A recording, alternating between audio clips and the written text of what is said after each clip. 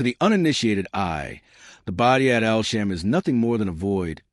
50,000 square kilometers of basalt rock, shifting sand, and unforgiving sun stretching from the outskirts of Damascus to the Euphrates River. But in the modern history of warfare, emptiness is an illusion. For centuries, this was a domain of Bedouin nomads and ancient trade caravans. Today, it is transformed into a theater of shadows. As the front lines of the Syrian civil war stabilized in the populated urban centers, the conflict migrated here into the gray zone. This is not a war of trenches or city blocks, but a war of logistics, isolation, and the terrifying uncertainty of the open road. The highways cutting through this desert, specifically the arteries connecting Palmyra to Deir ez-Zor, are the jugular veins of the nation. They carry oil, grain, ammunition, and rotation troops. Control the road, and you control the lifeblood of the state. Lose the road, and the cities starve. It is early morning in late October when a supply convoy, codenamed Iron 4, departs from a staging area near Palmyra. Their destination is a remote garrison near the Iraqi border, and the manifest includes 3 fuel tankers for munitions trucks and a rear guard of troop transport vehicles. The men guarding Iron 4 are weary, their faces wrapped in shamas to block the dust, scanning the horizon with a mix of boredom and dread. They know the statistics. They know that in this terrain, conventional military superiority means very little. Tanks are slow and the desert is vast. They are fighting an enemy that refuses to wear a uniform, an enemy that strikes only when the odds are mathematically perfect. These are the remnants of insurgent sleeper cells, guerrilla fighters who melted into the caves and wadis after losing their territorial caliphate. They have evolved from an army of conquest into apex predators of the ambush, operating in small, highly mobile cells using motorcycles and camouflage 4x4s. They do not seek to hold ground. They seek to bleed the enemy and vanish before air support can arrive. The strategy employed here is ancient asymmetry. The convoy is rigid, bound to the asphalt strip, while the attackers are fluid, masters of the off-road terrain. The trap facing Iron 4 was not set today, but 3 nights ago. Under cover of moonless sky, insurgent sappers crept toward a notorious choke point known locally as the Devil's Throat, a section of the highway where the road dips between 2 elevated ridges. Here, they buried a daisy chain of improvised explosive devices, IEDs, concealing them inside innocuous debris like discarded tires and rock piles. The goal is to create a kill box. By detonating in sequence, they intend to destroy the lead vehicle to halt progress and the rear vehicle to prevent retreat, paralyzing the convoy in the open. As Iron 4 enters the valley, tension spikes. The geography forces the heavy trucks to slow down, engines straining against the incline. The commander of the escort, Captain al-Masri, orders 50-meter spacing, knowing that bunching up invites disaster. High on the ridgeline, kilometers away, a spotter lowers his binoculars.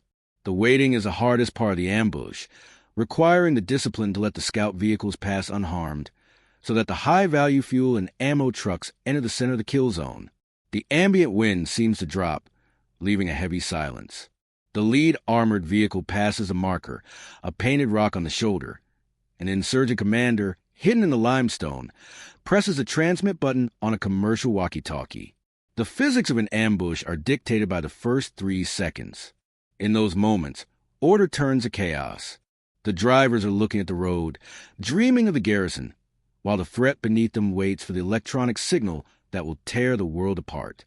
The silence of the Badiad is shattered not by a sound, but by a concussive wave that rearranges the landscape. The lead fuel tanker does not merely explode. It disintegrates, sending a pillar of black, oily smoke 300 feet into the pale sky. A split second later, the rear munitions truck hits the secondary IED. The blast flips the 10-ton vehicle onto its side, spilling crates of ammunition across the asphalt. The trap is sprung. The convoy is effectively decapitated and amputated in the same breath. Before the shockwave has even settled, the ridges come alive. The dry, rhythmic crack of heavy machine gun fire echoes off the canyon walls, plunging the soldiers of Iron 4 into a disorientation. So profound it is almost physical. This is the anatomy of the complex ambush. The insurgents do not fire wildly. They fire with geometric precision. Rocket-propelled grenades, RPGs, streak down from the high ground, targeting the escort vehicle's turrets to blind the convoy's heavy weapons. Down in the valley, the survival instinct kicks in. Soldiers spill out of the burning transports, using the tires of the crippled trucks as meager cover. The air is thick with the smell of diesel, cordite, and burning rubber. Captain Al-Masri, bleeding from a shrapnel wound to the scalp, screams into his radio, but the airwaves are jammed with static and panic. He realizes quickly that staying in the kill box means death. The only way out is not to retreat, but to assault the ambush itself. He orders his remaining gun trucks to turn their heavy weaponry not toward the road, but toward the ridges, suppressing the enemy fire to buy time for the infantry to regroup. The battle devolves into a chaotic exchange of fire at different elevations. The insurgents, utilizing the high ground, rain fire down on the trapped logistics crews. However, the convoy's sheer firepower begins to tell. The heavy 12.7 millimeters machine guns mounted on the surviving technicals begin to chew up the limestone rocks hiding the attackers, forcing the guerrillas to keep their heads down. It is a race against time. The insurgents know they're perhaps 15 minutes before Syrian or Russian air support, specifically the dreaded attack helicopters, arrives to sanitize the area. The guerrilla commander signals a withdrawal. This is a hallmark of the desert ambush. The engagement is kinetic and terrifying, but brief. As quickly as the violence erupted, it begins to recede.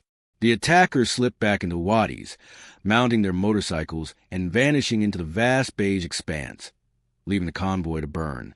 The aftermath of the ambush on Iron 4 is a grim tableau of modern logistical warfare. The smoke from the burning fuel tankers acts as a grim beacon, visible for miles. The casualty count is high, but the convoy was not totally destroyed. They survived, but the mission is a failure. The fuel and ammunition destined for the border garrison are gone, consumed by the fire. As the adrenaline fades, the soldiers are left with a ringing in their ears and the stark realization of their vulnerability. The strategic victory belongs to the ghosts of the desert. They spent a few $100s on homemade explosives and cheap ammunition to destroy hundreds of thousands of dollars in equipment and supplies. In the end, the ambush at Devil's Throat serves as a microcosm of the wider conflict.